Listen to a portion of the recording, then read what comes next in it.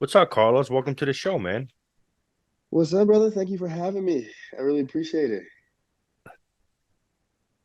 Of course, man. It's my pleasure. So I wanted to bring you on, Carlos, because I wanted to give you, not give you a chance, but I wanted to hear your story, right? Just like everybody else that I bring on, of how you got into bodybuilding, what made you get into bodybuilding, and just Yeah. your story, man. Just shoot us. Let us know, man, what led you actually to go into bodybuilding and where you are now, man. All right. Thank you. So starting off, I got into weightlifting around 14 years old. Around 13, 14 years old, I think it was. My dad gifted me like a personal trainer for my birthday, and I was so lucky because it was from the YMCA, the local YMCA. But this dude here, I could have got some run-of-the-mill like personal trainer, but I lucked out that I got like I swear like probably one of the best trainers that I met today because he was really good. I remember him today. His name's Jerome. So he broke down to me like the basics of everything involved with lifting. He taught me how to do like the squat, bench, deadlift. He taught me how to do more advanced movements such as like hang cleans, power cleans, snatches, things like that would benefit me moving on as I got more into football. Because around this time, I had just started playing football and I was going into high school. Um, so like I said, my dad gifted me a personal trainer, and man, I was hooked going to the gym. Like you couldn't, I don't think I missed like a session of training during that time period. Going out to school, I think I lived about a mile away from the gym, from the YMCA. So I would actually jog that mile as like a warm up, and then I would go train either with a trainer or I would train by myself. So I just became just like not obsessed, I want to say at the time. It grew into an obsession, but I was just so intrigued about like the body changing, right? Because at this time, like I was still eating like a kid, right? Mhm. I'd have sandwiches at night, with like deli meat and cheese. And I was still eating like a kid, as you should. But I was obsessed with like making myself faster, making myself bigger, making myself stronger for football at the time. Um, so it was just like this progression of seeing myself physically, my physical capabilities as an athlete grow, and progressing in that area as a football player. So I carried those fundamentals with me from, freshman, sophomore, junior, senior year of high school, all the way through college. So I kind of had like an upper edge on the kids because I had just started playing football when I was like 14. So I had an my edge against the Yeah. kids who had been playing since they were 8 and Pop Warner was that I really adapted. I had this like quick adaptation for picking up tactile things like looking at someone could show me a technique and I could do it physically.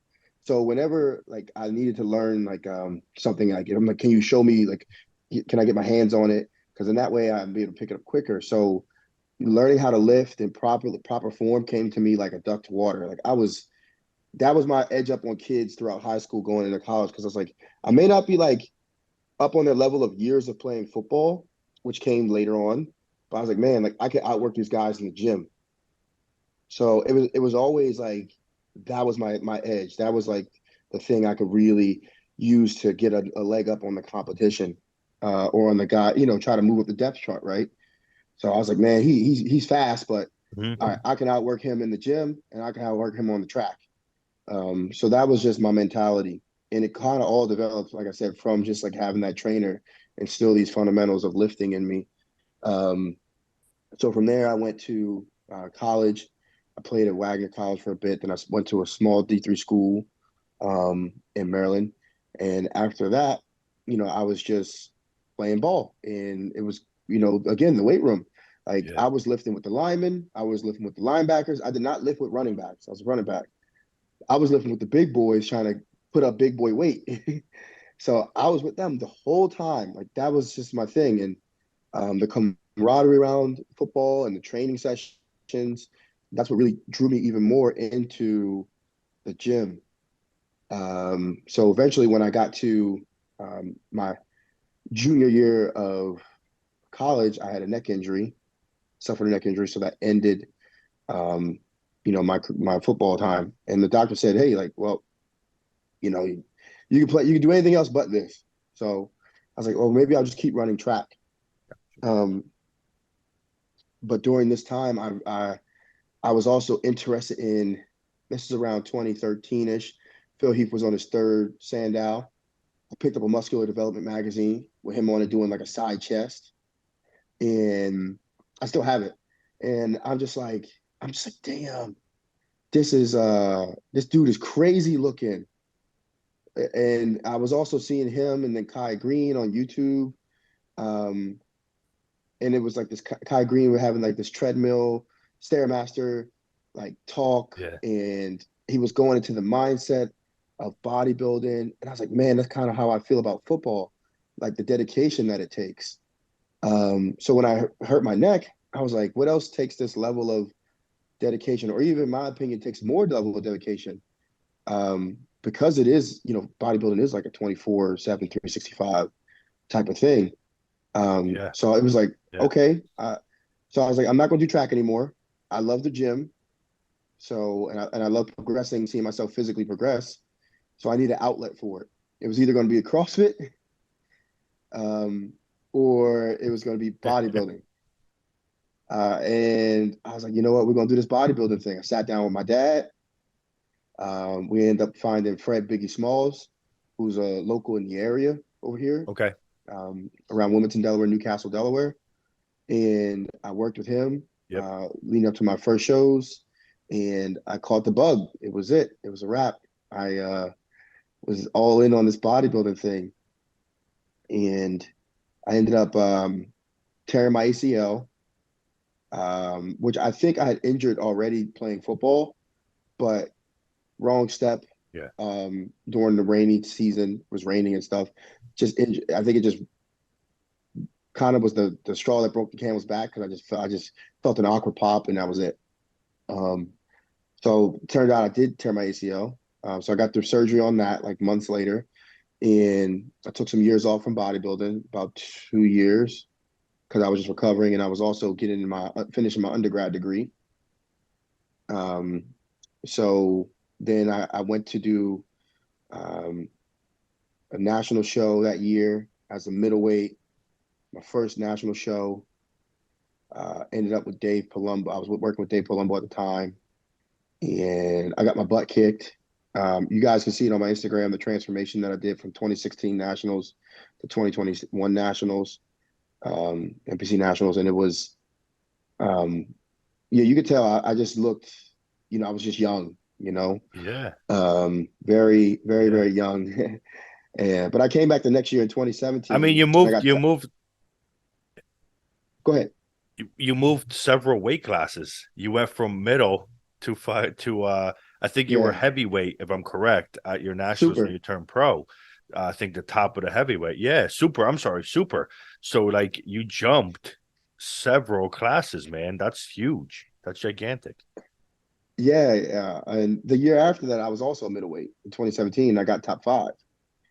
And so what happened was I took this long break, because I was like, you know what, I got to make this progress, and I just started going back to um, school for my master's degree. So I promised myself I would go back. I was like, you know what, I'm going to go ahead and um, pursue this avenue, but I'm still going to progress in bodybuilding. I'm still going to live the bodybuilding lifestyle. Um, so during that time, I just went to school. I tried to prep in 2020, but it was the COVID year, and nothing really happened because of, Yep. just couldn't get a show lined up properly. So from there, um, took more time off, another year, and we got ready for the nationals in 2021. And that's just, how it kind of turned out. We were able to, win the overall, and as a super heavyweight, which was something that we set out to do.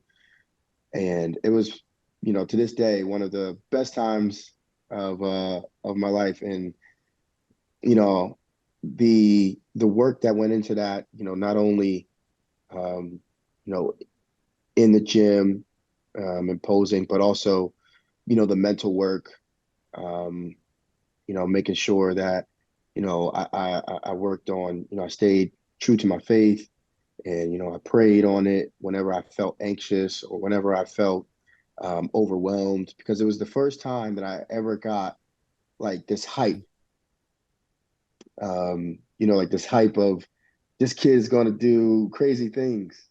Because I still saw myself as like a middleweight. Um, so it hadn't sunken in, that I made all this progress until like Yeah. after the show. Um, so yeah, that was a great national show. We had, Justin Shire in there, Nate Spear, he was in there battling out with me at the super Yeah. heavyweights. Um, Jordan Janowitz was there as well in the heavyweights, like really good guys, all in there. It was a wonderful show, and in my opinion, uh, it was one of the toughest line overall lineups in a long time. Yeah. So yeah, man, that was like kind of like the quick rundown of everything of how I got into it and how I progressed into it. But bodybuilding throughout all these years, even though I've, took time away from it to focus on, building my career up and things like that, it's always been, a part of, what I do and who I am. It's given me discipline. Yeah. It's routinized my day. Like I start my day off no matter if it's, off season or prep. I have cardio in, to get my day going. It gets me up early, make sure I get in bed on time. Um, So it really has been something that has not only elevated my bodybuilding career, but it's elevated just my overall quality of life, because I've become such a person who, I have to get, these things done. So I make sure my schedule's laid out. Yeah. So yeah, it's really benefited everything in my life and made me a better person. It's a lot of majority of competitive and high-end pros transition from being a high-level athlete. Like it's like a very frequent thing. Now, during your time frame, because it's pretty quick, right? Like in my opinion, it was kind of pretty quick how you were able to progress. Um, and I mean, you have an amazing physique that's like it's Thank you. bananas, like bananas. Thank you. Um, and like I know everybody was waiting to see at New York Pro. Things happen with on the health side, but I know Yeah. people just can't wait to see the new version, right? The pro version of Yes. Carlos. But to get to the version on the national stage, was there any difficulties that went behind the scenes? I know your dad is extremely supportive. I mean, I've spoken to your dad several times. He's your number one Yeah. fan. Like you literally your Yes, number one sir. fan. So that makes things like tremendous. But is there anything that like you feel was difficult that people might have not known and maybe relate to? Well, yeah.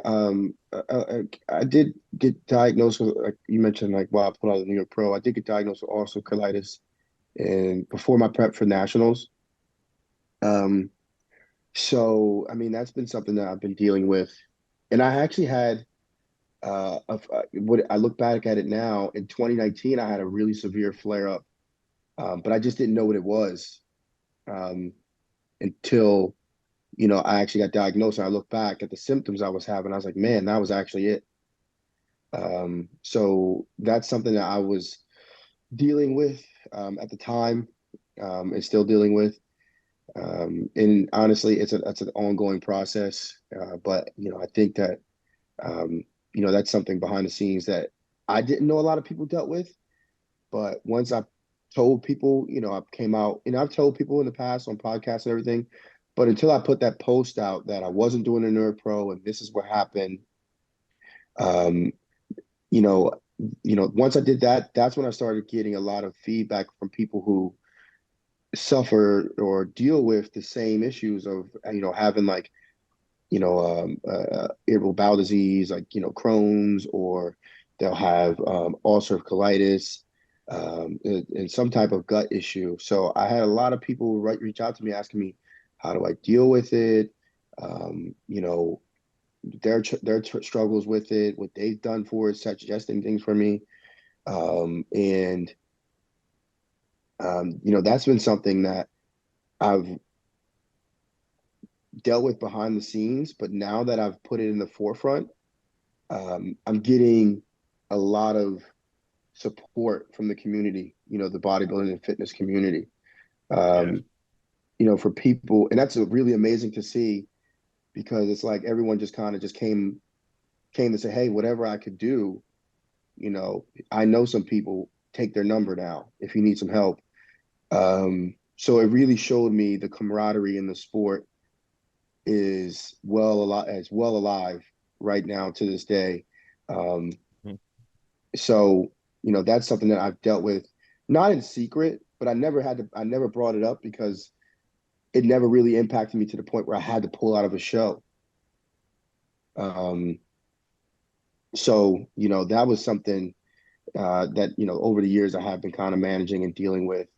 But it goes to show you that there's a lot of good people in this sport, that just want to see you Yeah. overall just not succeed on the stage, but to live a healthy lifestyle and care for your well-being.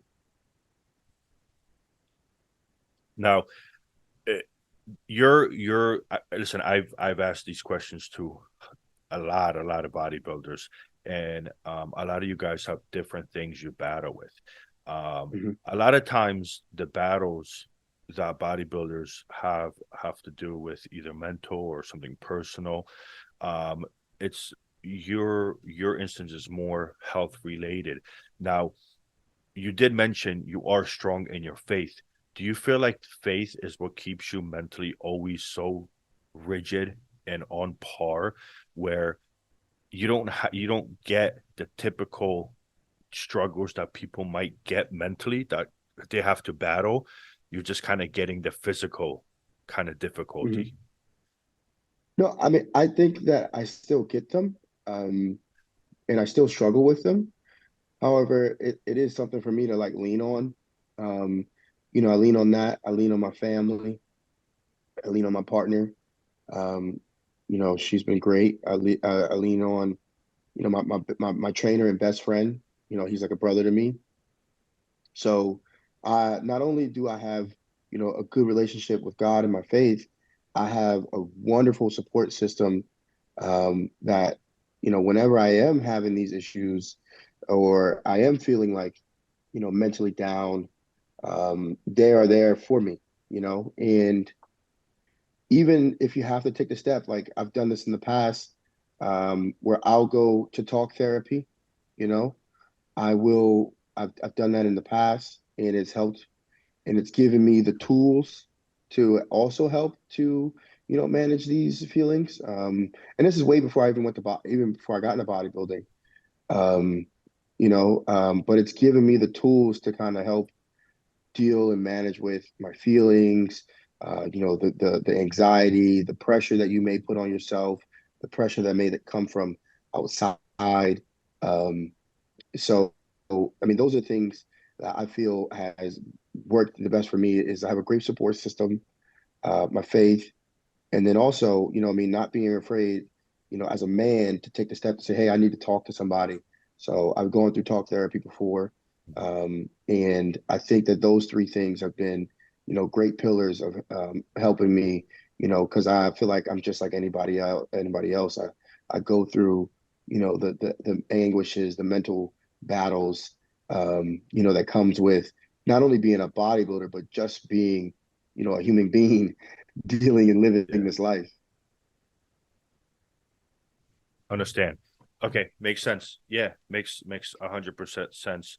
I mean, and like you said it, man, it's a lot of us hold things in, right? Being a man, right? Especially in this sport, because yes, we're man, but we're more kind of like alpha, right? So we have to Yeah, our our our internal way we present ourselves has to kind of match our outer layer. You know what I yeah, mean? So when it comes to things with emotion and stuff like that, it's kind of like, nah, man, I deal with it. Like this is what I got to deal with. yeah, When at the in reality, it's look, man, we're just like everybody else. It's we need a support structure around us. We need to have a strong faith or belief system, right, yes, to hold us together. And then we just have to talk. We have to yeah. talk. Like that's the bottom line. If you don't talk, it doesn't come out, and then it battles and it Oh makes yeah. things harder and harder, man. Um, for sure. Outside of that, man, because what would you say, right, from your years of you know going through the sport? What would be your advice, right? If kids listening in, or even an amateur bodybuilding, right? A bodybuilder, right? Yeah, What would be like your advice to them? man, it's really the advice that everyone that I've walked up to that I've admired in this industry, such as Dexter Jackson, such as William Bonac, whenever I walked up to them and they just tell me to take my time, you know, take your time and just the progressions will come as long as you're consistent and you put the effort in. And I've seen that within myself. There is no magic formula except for blood, sweat, Right. and tears and time put in. There is no magic formula for it. Um, so just take your time. And another thing is that the stage will always be there. So if you have to take a time away, step away from constantly competing, um, that's okay. As long as you are putting in the work, getting the meals in, training. Even if you need to take a step back from that, two steps back. I mean, one step back could be, two, three steps forward. Um, it depends on, what your situation is, but, the stage will always be there. Um, so if you have other things to deal with, life comes first. So deal with those things first so that mentally you could be ready to hit the stage and, endure, you know, an arduous prep for 16, 20 weeks.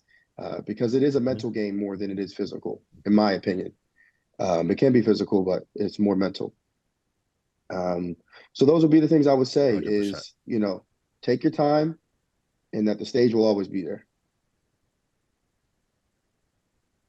100%, dude. I'm with you. 110%. Listen, it's difficult too nowadays, man. We're in an age of instant gratification, right? So, Yeah, and we've never had this much youth trying to do the sport or the whole fitness thing right, and so forth. right. So they're chasing this instant gratification, um, and it's a shame because you know the young very, and I'm saying 16, 18, Yeah, 19 generation, their role models to them are individuals like you and so forth, and Dexter so forth, who've put the time in and, okay, listen, here's the deal. Their influence that they're looking up to is a random kid that just happened to look good, and maybe he's photoshopping, maybe he's not, but his information that he's giving is not good at all. And he's true. forgetting to mention the most important part is that he could be that 1% where he's just has a very low body fat composition, right? Because Yeah, genetically, and just the six pack will always be there. And all he has to do is just do some poses and throw some filters, and he's got it. yeah. You know what And I he's mean? So, aesthetic. yeah, the time, yes, it's fucking word.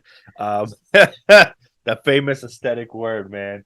Listen. If I was 150 pounds with a built-in six-pack, automatically, I could be aesthetic in any kind of pose.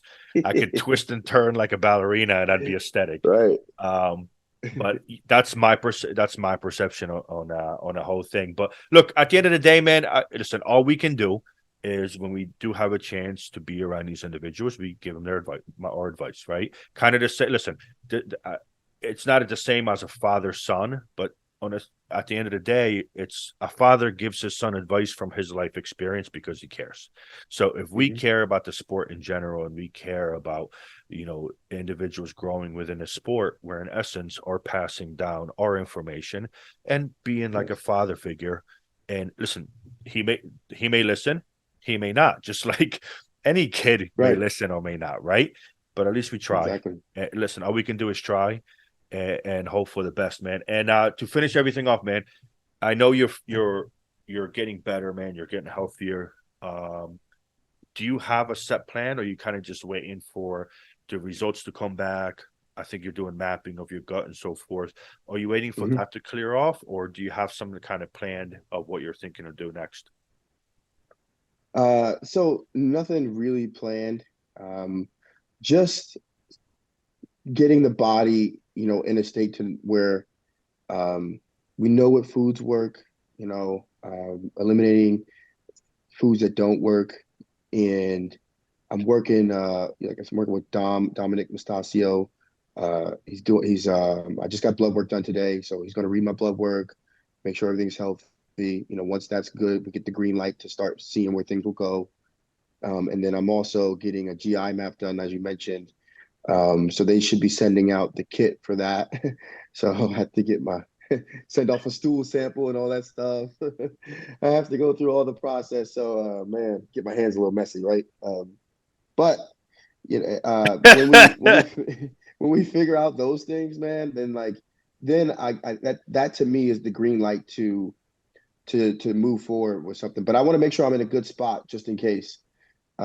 So we are not prepping, but we're making sure the body's in good shape to get that maybe like um, that 8 week outlook.